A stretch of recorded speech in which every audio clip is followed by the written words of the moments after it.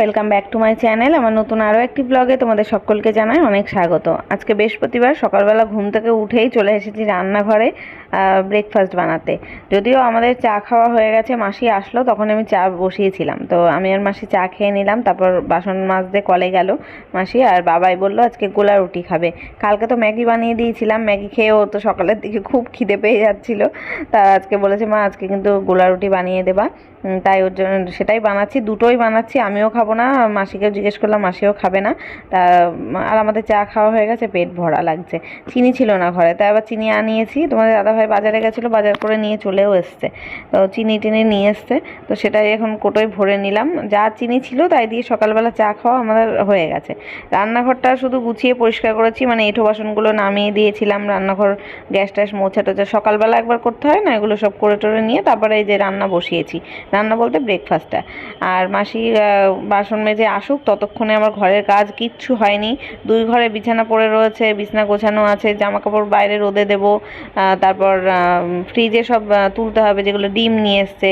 তারপরে ফ্রিজ থেকে বের করব কিছু সবজি টবজি রয়েছে, অনেক সবজি বললাম না কালকে যে জমে গেছে, সেগুলো বের করতে হবে আজকে। মানে প্রত্যেক দিন একটা একটা করে সবজি খেয়ে শেষ করতে হবে, নইলে পচে যাচ্ছে। আজকেও তো কতগুলো টমেটো বের করেছি, পুরো এক প্লাস্টিক, এক ঠোঙা মা দিয়েছিল। মা দিয়েছিল, তোমাদের দাদাভাই নিয়ে এসেছিলো সবজি, সেসব একসাথে মানে দলা পাকানো আর কি ছিল প্লাস্টিকের মধ্যে। দেখছি একটা পচা সবজির থেকে আর একটা লেগে অন্যটাও পচে গেছে, মানে প্রায় 4-5টা টমেটো পচন ধরে গেছে, ফেলেই দিলাম। আর দেখবে যে কোনো সবজি টবজিতে যদি এক পাশে পচা হয় তাহলে ওইটা না খাওয়াই উচিত। ওটা অনেকে কি কেটে আমরা বাদ দিয়ে খাই, কিন্তু না খাওয়াই উচিত, ওটা কিন্তু ফেলেই দিতে হয়। তো বন্ধুরা, আজকে আমি বানাচ্ছি একটু মোমো। আগারোর এই মাল্টি কুকিং কেটেলটাতে অনেক রকম রেসিপি করা যায়, এর আগেও তোমাদের দেখিয়েছি। বয়েল স্টিম রেসিপিগুলো খুব দারুণ হয় এতে। আমি দেখো কয়েকটা মোমোর শেপ দিয়েই রেখেছি আগে থেকেই। আর আগারোর এই মাল্টি কুকিং কেটেলটার মধ্যে 1 গ্লাস মতো জল দিয়ে দিয়েছিলাম আর গরমে বসিয়েছি আর কি। আর এখানে স্টিম র্যাক যেটা রয়েছে সেটাও এর ওপরে দিয়ে দিলাম, দিয়ে একটুখানি তেল ব্রাশ করে নিয়ে তারপর মোমোগুলো সব সাজিয়ে নিচ্ছি। আর একসাথে 9টা মোমো এর মধ্যে দেখো ধরে যাচ্ছে। একটু ছোট সাইজ করে করেছিলাম, ওই জন্য। বড় সাইজ করলে হয়তো 6টা-7টা মতন ধরেই যাবে। তারপর এই যে সিমে দিয়ে দিলাম, মানে একে চালিয়েছি আজকেও মেশিনটা দিয়ে 5 মিনিট করে এপিট ওপিট করে উল্টে দিয়েছিলাম। প্রথমে 5 মিনিট রেখে এক পিঠে রাখলাম, আবার 5 মিনিট ঢাকনাটা আলগা করে উল্টে দিয়েছিলাম। মানে টোটাল 10 থেকে 12 মিনিটের মধ্যে পুরো মোমোটা স্টিম করা কিন্তু আমার কমপ্লিট হয়ে গেছে। আর এই যে মোমো যখন ট্রান্সপারেন্ট হয়ে যাবে তখনই দেখলে বোঝা যাবে যে এটা পুরো ভালোভাবে স্টিম হয়ে গেছে। তো এটা নামিয়ে নিলাম। আর এবার স্যুপটা বসাতে হবে। এর ভেতরে যে জলটা ছিল সেটা ফেলে একটু ধুয়ে নিয়ে আসলাম কেটেলটা। এরপর স্যুপটা রেডি করতে বসিয়ে দিলাম। এটাও 5 মিনিট মতন একটু রাখলেই ফুটে আর কি হয়ে যাবে। তো এই যে এখন কমপ্লিট হয়ে গেছে। এতক্ষণে আমি মোমোটাকেও প্লেটিং করে দিয়েছি। এখন স্যুপটাকে একটা বাটির মধ্যে ঢেলে নিয়ে তোমাদের দেখাচ্ছি। দেখো কত সুন্দর মোমোটা হয়েছে, একদম ভেতর থেকে টেন্ডার হয়েছে, টেস্টটাও খুব সুন্দর। আজকে ভেজ মোমো বানিয়েছিলাম আমি। তোমরাও যদি আমার মতো বাড়িতে বিভিন্ন ধরনের ডিশ এইভাবে রান্না করে খেতে চাও তাহলে এই মাল্টি কুকিং কেটেলটা অবশ্যই পারচেস করতে পারো। লিঙ্ক আমার ভিডিওর ডেসক্রিপশন বক্সে দেওয়া আছে, চেক করে নিও। এখন দেখো বিছানার কি অবস্থা। বাবাইয়ের ঘরটা গুছিয়ে চলে এসেছি, ওটার ভিডিওতে মানে ভিডিও নেওয়া হয়নি। তো এই যে গুছিয়ে দিলাম ঘরদোর। আর ফ্যানটা চলছে কারণ আমি বিছানা গোছানোর পরেই মাসি ঘরটাও মুছে দিয়েছিল, ফ্যানটা চালানো ছিল এই কারণে। তো এবার চলে আসলাম রান্নাঘরে। মাছ নিয়ে এসছে আজকে, চিংড়ি মাছ।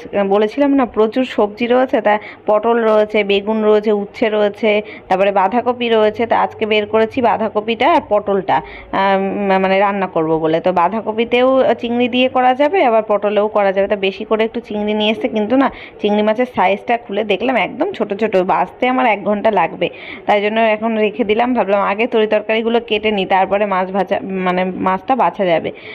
ভাবছিলাম কি বাঁধাকপি যদি আবার একটু ভাপ দিতে হয়, দেখবে কপি টাইপের জিনিস, ফুলকপি বলো বাঁধাকপি বলো, এগুলো না একটু ভাপে দিয়ে নিলে কি গ্যাস হয় না, গন্ধটাও চলে যায়। কিন্তু কাটার পরে দেখলাম কপিটা একদম মানে কচি, বাঁধাকপিটা একদম ছোট্ট সাইজের ছিল, কিন্তু ভেতরটা খুব পুরু ছিল, মানে ওয়েটই, ফাঁপা না আর কি। তো অল্পই হয়েছিল যদিও, কিন্তু ফ্রেশ একদম, কোনো পোকা টোকা কোনো কিছু নেই, একটা বাঁধাকপির পাতায় যে ভ্যাপসা টাইপের গন্ধ থাকে সেটাও নেই, একদম ফ্রেশ কচি যেটা হয় সেটা। আর পটলগুলোও আজকে কাটছি, দেখতে পাচ্ছ বীজ হয়নি ভেতরে, একদম কচি রয়েছে। আর এরকম ধরনের পটল খেতে তোমাদের দাদাভাই খুব ভালোবাসে। আমার আবার একটু বীজওয়ালা পটল খেলে ভালো লাগে, দাঁতে কটকট করে ফাটে, ওটা আমার ভালো লাগে, কিন্তু ওটা আবার বাবা আর ওর বাবা দুজনেই পছন্দ করে না। মানে ওদের পছন্দ আমার পছন্দ পুরো আকাশ আর পাতাল। যাই হোক, আজকে পটলগুলোও ভালো ছিল, তো সমস্তগুলোই কেটে নিলাম। ভাবছি যে পটল দিয়ে আলু দিয়ে চিংড়ি মাছ দিয়ে পটল চিংড়ি করব, আর বাঁধাকপির মধ্যেও একটু চিংড়ি মাছ দিয়ে দেবো। দেখলাম যে চিংড়ি মাছ বেশি আছে, ওই জন্য প্রথমে তো বাঁধাকপিটা এমনি করার ইচ্ছা ছিল, আর করব ডালের সাথে। মানে এই দুটো রান্নায় তো একটু কষা কষা টাইপের হয়, মাখা মাখা, খুব একটা ঝোল করলে ভালো লাগে না, ওই জন্য একটু মুসুরির ডাল আর কি সেদ্ধ বসিয়েছি। আর এদিকে বাঁধাকপি কেটে নিয়েছি, পটল কেটে নিয়েছি, চিংড়ি মাছটাকে ধুয়ে লবণ হলুদ মাখিয়ে রেখেছি, ধুয়ে গেছে। আর এদিকে ডাল বসিয়ে দিয়েছিলাম, ডালও হয়ে গেছে, ফোড়ন দিয়ে নিলাম। এবার ভাবছি চিংড়ি মাছ যা আছে দুটোতেই দেবো, পটল চিংড়িতেও দেবো আর বাঁধাকপিতেও দেবো, অনেকটাই রয়েছে তো।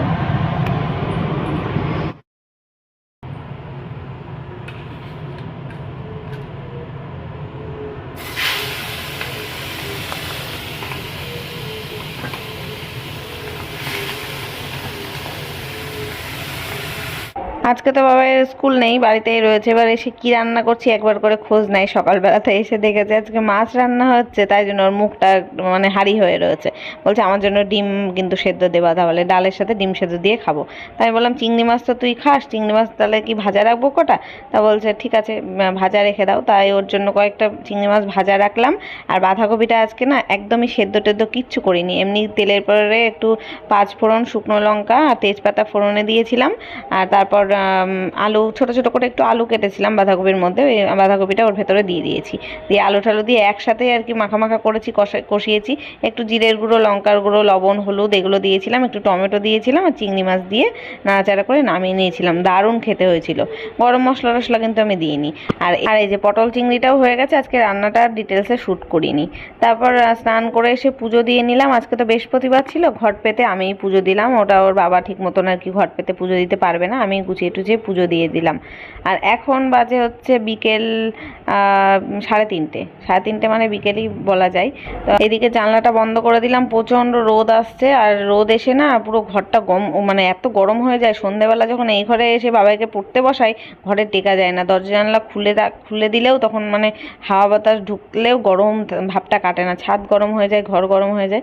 তাই পর্দা টেনে দিয়ে আসলাম। এই ঘরে তোমার দাদাভাই তো শুয়ে রয়েছে, আর আমি এই ঘরে জানলাটাও খোলা ছিল, এখন বন্ধ করে মশা ঢুকে যাবে, আর একটু পরের থেকে 4টে বাজলেই মশা ঢোকা স্টার্ট হবে, বন্ধ করে এখন একটু শোবো। তো গুড ইভিনিং। সন্ধ্যেবেলা ঘুম থেকে উঠে দেখছি মা এসেছে, মা এসেছিলো বোধহয় 5-5:30টার দিকে এসেছিলো। তারপরে আমি এখানে চা বসালাম, মা আবার 1 বোতল দুধ নিয়ে এসছে, তা ওটা ফ্রিজে রেখে দিয়েছে, ওটা আর বের করলাম না। আমার সে আগের 1 প্যাকেট দুধ কেনাই ছিল, কালকে কেক বানিয়েছিলাম আর খানিকটা ছিল। বাবাইকে তো এতবার করে সকাল থেকে সাধলাম যে চা খেলে কিন্তু কোনো উপকার নেই, তুই 1 গ্লাস দুধ খা, তা খেলো না। ওর একদিনই ধরে রেখেছে, সপ্তাহে রবিবার দুধ খাবে, সেই একদিনই খাবে, আর সারা সপ্তাহ খাবে না। তা কি করব, ওইটা দিয়ে চা করে ফেললাম। এখন দেখতে পাচ্ছ 2 কাপ চা, 3 কাপই চা করেছি, বাবাইয়ের জন্য করেছি। বাবাই আবার গেছে একটুখানি দোকানে, আর গেছে ওই সাইকেল ঠিক করেছিল, সেখানে মনে হয় 10 টাকা পেতো, সেটা আবার দিতে যাচ্ছে দেখছি সাইকেল নিয়ে। তো এই যে 7টা বাজতে এখন 5 মিনিট মতন বাকি। আজকে সন্ধ্যেবেলা মা সন্ধ্যে দিয়ে দিয়েছে, ওই যে বাবা এখন সাইকেল নিয়ে যাচ্ছে। তাই আমি বললাম কালকে সকালে দিতে যাস, তা বলছে না দুপুরবেলা ঠিক করে এনেছি, বলেছি বিকেলে দেবো, তো বিকেলেই দেবো। তাই গেল। তাই বললাম ঠিক আছে, চা করা আছে, ঢাকা দিয়ে রাখছি, তাড়াতাড়ি আসবি, মানে 5 মিনিটের মধ্যে চলে আসবি। তা মা আবার পাউরুটি বিস্কুট এসব নিয়ে এসেছিলো, তাই দিয়ে খাওয়া দাওয়া হলো। আর এখন আসলাম একটু এইখানে জামা কাপড় গোছাতে। আর এই শাড়িটা আমার একটা ফেভারিট শাড়ি, তো এটা না মার বাড়িতে ছিল, তা মা কয়েকদিন পরে টরে ছিল, তারপরে ইস্ত্রি করতে দিয়েছিল, ইস্ত্রি করে পালিশ টালিশ করে নিয়ে এসছে, একদম পুরো নতুনের মতো হয়ে গেছে। ওটা গিয়ে আবার আলমারিতে রেখে দেবো, আমার অন্য কোনো সময় ভালো একটা কোনো অকেশনে পরা যাবে। ওটা বোধহয় কি নাম বলে, কাকিনাড়া সিল্ক না কি যেন নামটা, ঠিক আমার এখন মনে হচ্ছে না। হ্যাঁ, কাকিনাড়া সিল্কই তো মনে হয়। তা আর কয়েকটা জামা কাপড় ছিল এখানে। এখন তো এত রোদের তাপ আর গরমটা পড়ে গেছে, একদিনের জামা কাপড় একদিনেই শুকিয়ে যায় এরকম। তো বাবাইয়ের প্যান্টটা, শুকনো প্যান্ট তুলেছি, তারপরেও মনে হচ্ছে কি কোমরটা কেমন ভেজা ভেজা, তাই আবার এখানে জানলার কাছে মেলে রাখলাম। কি জানি কি করে ভিজে গেল এখানে, তো বুঝতে পারলাম না। যে বৃষ্টিও হয়নি, অবশ্য বিকেল থেকে জানলা খোলা, কিন্তু বৃষ্টি তো হয়নি যে জানলা দিয়ে জল এসে ভিজবে। আর বাবা এদিকে বলছে যে মোমো মোমো বানাবো আমি আজকে, সেটার কথাই বলছি। যদিও মানে সকালবেলায় তোমরা দেখে নিয়েছো, ওটা ব্র্যান্ড প্রমোশন পার্ট তো, ওই জন্য প্রথমেই দিয়ে দিয়েছিলাম, তোমরা দেখেই নিয়েছো। তো চলো এখন বানিয়ে খেয়ে আসি। কেমন লাগছে বাবাই? গরম তো বন্ধুরা, এখন দেখো রাত 10টা বাজে, 10টা 10। আমি সব খাবার দাবার গরম করলাম, ডাল তরকারি গরম করলাম, বাবার জন্য একটা ডিম অমলেট করলাম। বাবাই খেয়ে ঘুমাবে, সকালবেলা পড়া রয়েছে, কালকে স্কুল আছে, ওকে খেতে দিয়ে দেবো। আর ভিডিওটাও আজকে এখানে শেষ করছি, দেখা হবে কালকে নতুন ব্লগের সাথে। ততক্ষণ সবাই খুব ভালো থেকো, সুস্থ থেকো। আজকের মতো টাটা, গুড নাইট।